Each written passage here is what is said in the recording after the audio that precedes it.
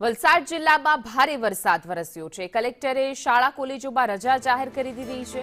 વલસાડ જિલ્લા વહીવટી તંત્રનો મોટો આ નિર્ણય છે। વરસાદને લઈને અપાયું છે રેડ એલર્ટ।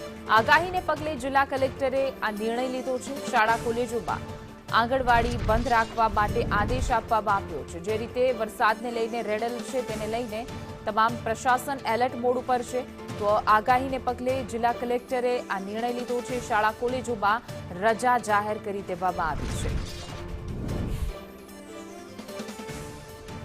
વલસાડ જિલ્લામાં ભારે અવિરત વરસાદને કારણે ઠેર ઠેર પાણી ભરાઈ ગયા છે અને હજુ પણ વલસાડમાં રેડ એલર્ટ છે, જેના કારણે સુરક્ષાના ભાગરૂપે શાળા કોલેજોમાં રજા જાહેર કરી દેવામાં આવી છે।